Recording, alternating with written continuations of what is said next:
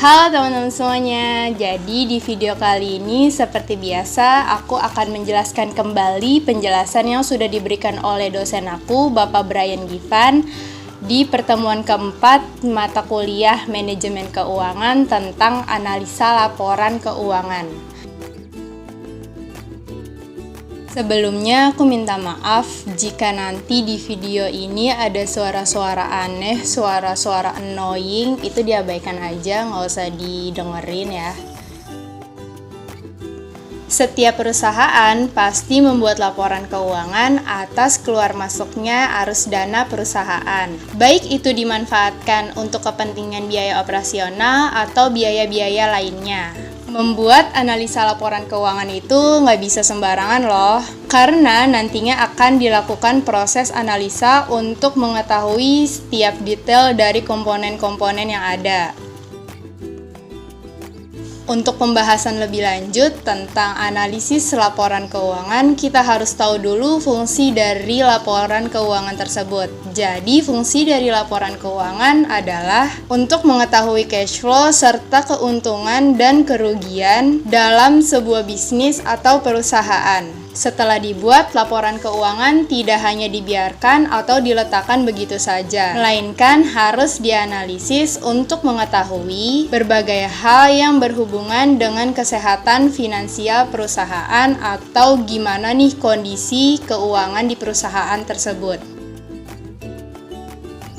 Jadi, arti dari analisis laporan keuangan itu adalah suatu metode atau teknik yang digunakan untuk melakukan pemeriksaan secara menyeluruh terhadap laporan keuangan. Umumnya, analisa ini digunakan oleh perusahaan atau organisasi untuk menyeleksi atau menganalisis laporan keuangan secara berkala. Melakukan analisa ini sangat penting karena dapat melihat stabilitas keuangan, bahkan menghitung untung dan rugi dari suatu perusahaan. Ada beberapa teknik analisis laporan keuangan yang dapat digunakan untuk berbagai jenis laporan keuangan. Beberapa teknik tersebut meliputi analisis common size, analisis tren, analisis presentase perubahan, dan analisis industri. Meskipun ada 4 teknik analisis laporan keuangan, namun semuanya dapat memberikan gambaran tentang bagaimana potensi keuangan di perusahaan.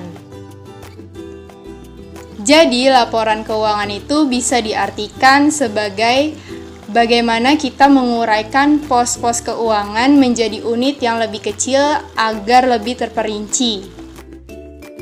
Beberapa tujuan dari analisis laporan keuangan. Jadi, yang pertama ada sebagai bahan pertimbangan bagi investor untuk melakukan investasi di perusahaan tersebut. Yang kedua, memberikan informasi mengenai kesanggupan perusahaan dalam melakukan kewajiban melunasi hutangnya serta bunga-bunganya. Yang ketiga, untuk mengetahui apakah perusahaan tersebut memiliki profit yang bagus atau tidak. Yang keempat, sebagai bahan acuan pemerintah untuk menentukan besarnya pajak perusahaan yang harus dibayarkan. Yang kelima, untuk mengetahui kondisi keuangan perusahaan pesaing. Yang keenam, dapat digunakan untuk mengetahui seberapa besarnya kerusakan kondisi keuangan yang dialami perusahaan tersebut.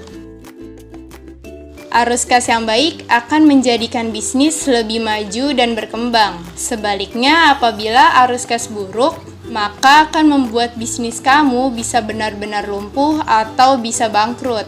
Biasanya dalam menganalisa laporan keuangan, sering dijumpai kesalahan-kesalahan dalam mencatat laporan keuangan, seperti kesalahan dalam mengklasifikasikan kegiatan operasional, pendanaan, atau investasi. Oleh karena itu, kita harus pinter-pinter mengklasifikasikan dan memasukkan akun-akun yang tepat kepada kategori-kategorinya yang tepat.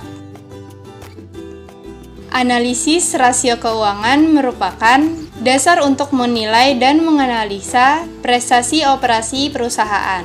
Analisis rasio keuangan juga bisa digunakan untuk kerangka kerja perencanaan dan pengendalian keuangan. Analisis rasio keuangan dikelompokkan dalam 6 kategori. Yang pertama ada rasio likuiditas, yang kedua rasio aktivitas, yang ketiga rasio liabilitas, yang keempat rasio kemampuan menghasilkan laba, yang kelima rasio pertumbuhan, dan yang terakhir rasio penilaian.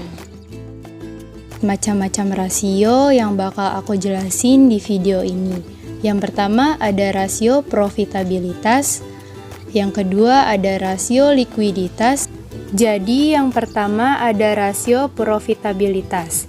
Artinya, rasio yang mengukur kemampuan perusahaan dalam memperoleh laba. Jadi bagaimana si perusahaan tersebut dalam memperoleh laba atau keuntungan. Yang kedua ada rasio likuiditas. Artinya, rasio yang mengukur kelikuidan perusahaan. Jadi apa sih liquid itu?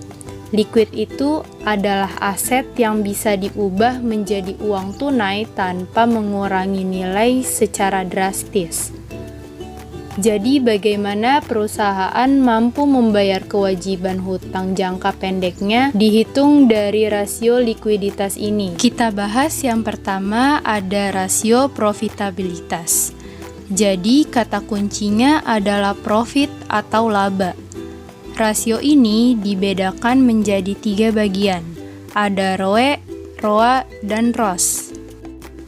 ROE merupakan singkatan dari Return of Equity, artinya pengembalian terhadap modal. Ketika rasio di bawah 6% maka dinyatakan jelek. Jadi kalau di atas 6% itu baik ya. Dinyatakan baik apabila ROE di atas bunga deposito.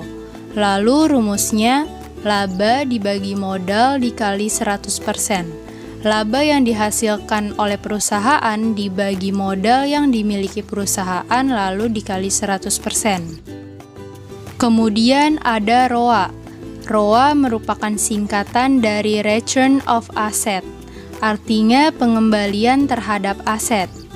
ROA ini lebih melihat ke sektor usahanya, seperti perusahaan kontraktor, perusahaan jasa, restoran, dan lain-lain. Banding setiap tahun di laporan keuangannya. Jadi laporan keuangannya itu dibandingkan setiap tahun, ya minimal 3 tahun ke bawah lah. Jadi dilihat apakah ROA-nya meningkat atau menurun. Kalau meningkat artinya bagus, kalau menurun itu artinya jelek. Rumusnya ada laba dibagi total aktiva dikali 100%. Kemudian ada ROS. ROS merupakan singkatan dari Return of Sales, artinya pengembalian terhadap penjualan. ROS lebih melihat kepada sektor usahanya sama seperti ROA, dibandingkan setiap tahunnya laporan keuangannya. Jadi laporan keuangannya juga dibandingkan sama seperti ROA, minimal 3 tahun belakangannya. Lalu apakah ROS-nya itu meningkat atau menurun? Dilihat dari laporan keuangannya. Jadi kalau ROS-nya itu meningkat artinya bagus, kalau ROS-nya itu menurun artinya jelek. Jadi rumusnya itu laba dibagi penjualan dikali 100%. Laba yang dimiliki perusahaan tersebut dibagi penjualan atau hasil penjualan lalu dikali 100%. Selanjutnya ada rasio likuiditas. Sama seperti rasio profitabilitas, rasio ini dibedakan menjadi 3 rasio. Ada current rasio atau rasio lancar, ada quick rasio atau rasio cepat, dan ada cash rasio atau rasio kas. Jadi yang pertama ada current rasio atau rasio lancar. Jadi rasio ini rasio yang mengukur kemampuan perusahaan dalam melunasi hutang jangka pendeknya menggunakan aktiva lancar. Rumusnya aktiva lancar dibagi hutang lancar. Dalam rasio lancar minimal angkanya 1. Kemudian ada quick rasio atau rasio cepat. Rumusnya aktiva lancar dikurangi persediaan lalu dibagi dengan hutang lancar. Kemudian ada cash ratio atau rasio kas. Rumusnya adalah kas dibagi dengan hutang lancar.